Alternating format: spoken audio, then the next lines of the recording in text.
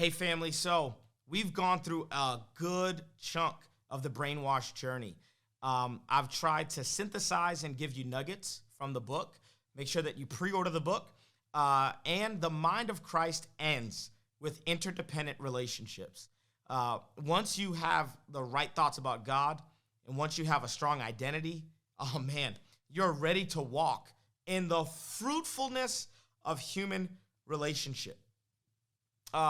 Humans are actually not people that we're supposed to be independent from or codependent with. Interdependence and codependence are two extremes. Interdependence is how we were created. This is why Paul can say, hey, the hand can't say to the foot, I don't need you. The eye can't say to the ear, I don't need you. We are the body of Christ, which means that each part is playing a role.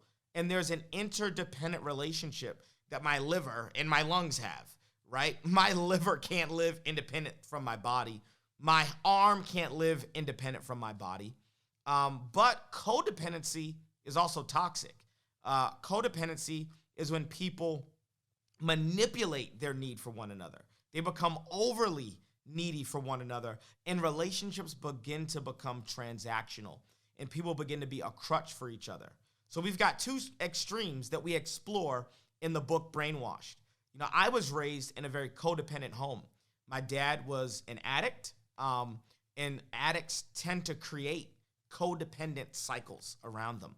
But I also have encountered independent relationships. A lot of the marriage counseling that I do, you know, husbands are trying to live independent from their wives. Wives are trying to live independent from their husbands, when really the family unit is designed to be an interdependent unit. The only way to really understand interdependence is by first having the right thoughts about God and having the right thoughts about self. Once I've got those in place, that means I assume the best of others. It's easy to assume the best of others when I'm coming from a place of healthy identity. It's easy to communicate how we're interdependent when both people are healthy. Because good relationships are not two halves making a whole. A healthy relationship is two whole people deciding to live in covenant with one another. Whether it's a marriage, whether it's a friendship, whether it's family, whether it's ministry relationships or business relationships. Interdependent relationships are a necessity. The poster child for interdependent relationships is this paralyzed man who has 4 friends that can walk. See, I wonder how triggering it would have been for this paralyzed man to go seek out these 4 relationships with people who did not struggle with what he struggled with.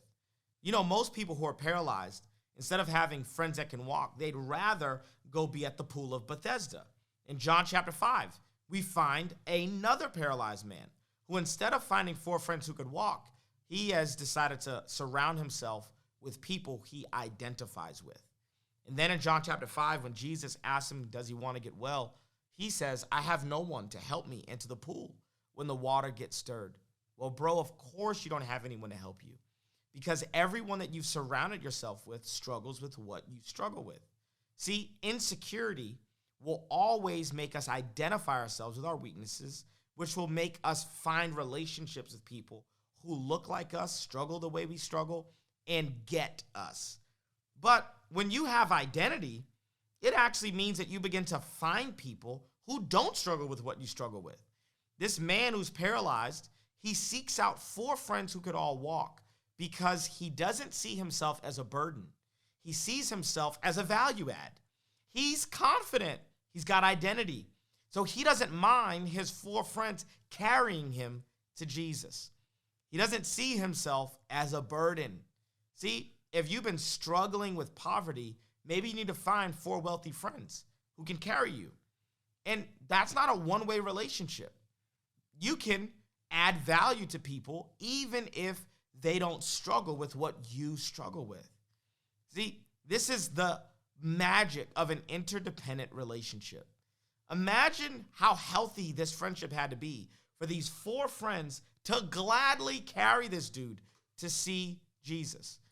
They would have stopped the moment that it became inconvenient if he hadn't been adding value to their life. See, they get to the house and it's crowded, but they decide to climb up the roof.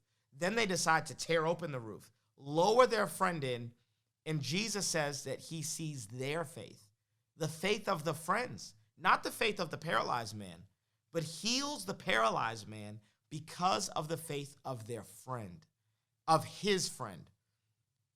This is such a good picture of interdependent relationships, that people who don't struggle with what I struggle with can carry me to Jesus, and Jesus can see their faith and bring healing into my life.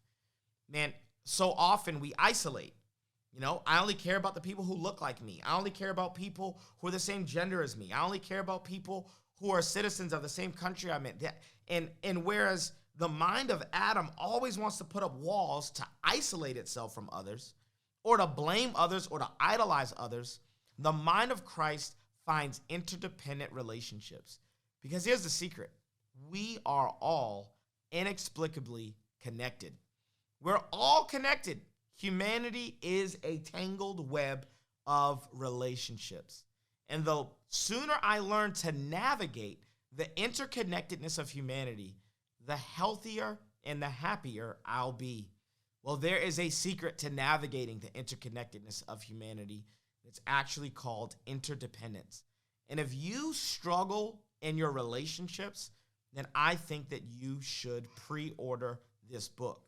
Or maybe you're watching this once the book is already launched. Then I think you should order the book.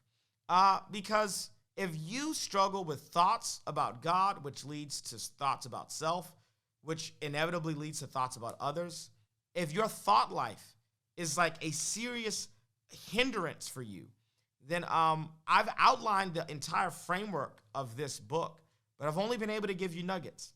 If you want to actually dive in and begin the process of healing your thoughts about God, healing your thoughts about self, so that you can walk in healthy, whole relationships with others, I think that this book is going to be a phenomenal roadmap for you to do just that. From one pilgrim to another. I want to be a tour guide for you through the pages of this book so that you can begin to walk in healthy, whole relationships that bring about human flourishing. Grab the book. It's been fun creating this video series for you. I hope that the videos have blessed you. And if they have, then make sure that you dig into the book, because we've been able to stay pretty shallow in these videos, but the book is going to help us to dive deeper.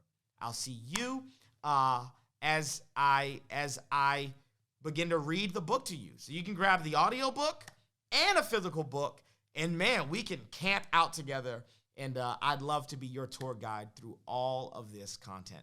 Love you so much. Peace, fam.